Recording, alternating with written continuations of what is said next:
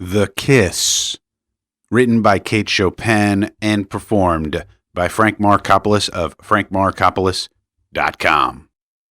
It was still quite light out of doors, but inside, with the curtains drawn and the smoldering fire sending out a dim, uncertain glow, the room was full of deep shadows. Brantain sat in one of these shadows. It had overtaken him, and he did not mind. The obscurity lent him courage to keep his eyes fastened, as ardently as he liked, upon the girl who sat in the firelight. She was very handsome, with a certain fine, rich coloring that belongs to the healthy brune type. She was quite composed as she idly stroked the satiny coat of the cat that lay curled in her lap, as she occasionally sent a slow glance into the shadow where her companion sat. They were talking low of indifferent things which plainly were not the things that occupied their thoughts. She knew that he loved her, a frank, blustering fellow, without guile enough to conceal his feelings, and no desire to do so. For 2 weeks past, he had sought her society eagerly and persistently.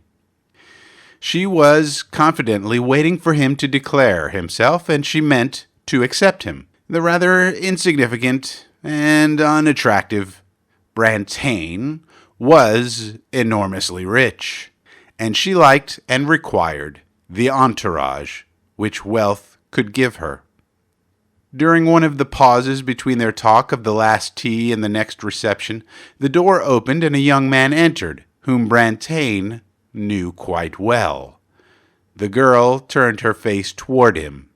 A stride or two brought him to her side, and, bending over her chair, before she could suspect his intention, for she did not realize that he had not seen her visitor, he pressed an ardent, lingering kiss upon her lips. Brantain slowly arose. So did the girl arise, but quickly, and the newcomer stood between them, a little amusement and some defiance, struggling with the confusion in his face. I believe, stammered Brantain, I see that I have stayed too long. I had no idea. That is, I must wish you goodbye. He was clutching his hat with both hands and probably did not perceive that she was extending her hand to him.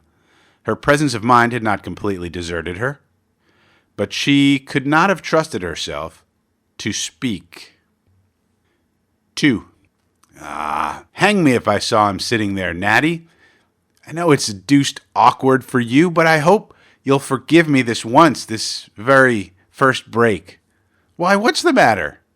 Don't touch me. Don't come near me, she returned angrily. What do you mean by entering the house without ringing?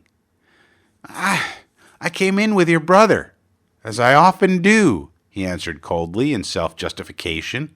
We came in the side way. He went upstairs, and I came in here, hoping to find you. The explanation is simple enough and ought to satisfy you that the misadventure was unavoidable. But do say that you forgive me, Natalie, he entreated, softening. Forgive you? You don't know what you are talking about. Let me pass. It depends upon a good deal whether I ever forgive you. At that next reception, which she and Brantain had been talking about, she approached the young man with a delicious frankness of manner when she saw him there. Will you let me speak to you a moment or two, Mr. Brantain? She asked, with an engaging but perturbed smile.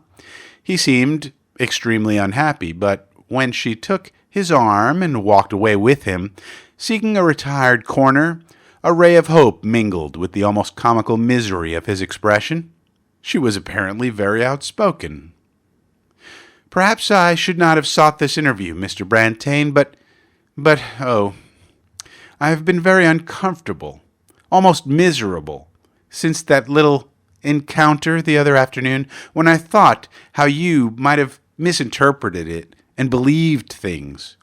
Hope was plainly gaining the ascendancy over misery in Brantain's round, guileless face. Of course, I know it is nothing to you, but for my own sake, I do want you to understand that Mr. Harvey is an intimate friend of long standing. Why, we have always been like cousins, like brother and sister, I may say.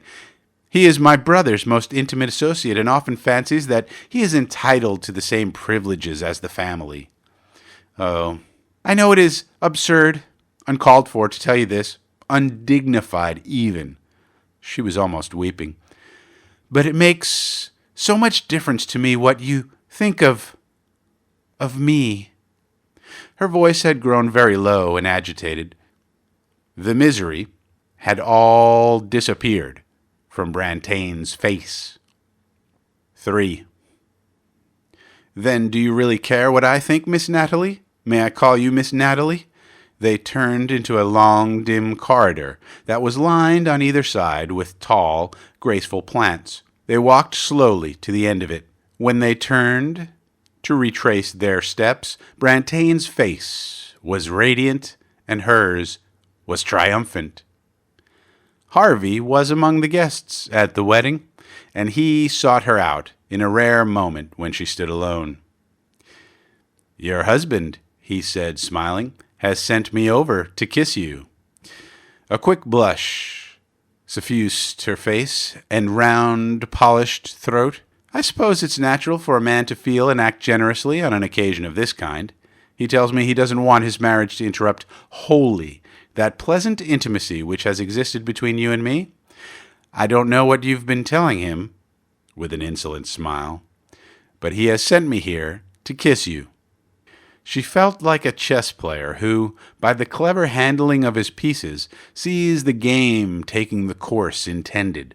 Her eyes were bright and tender with a smile as they glanced up into his, and her lips looked hungry for the kiss which they invited.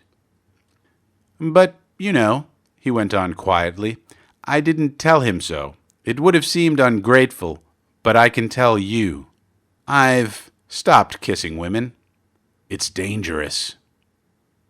Well, she had Brantain and his million left.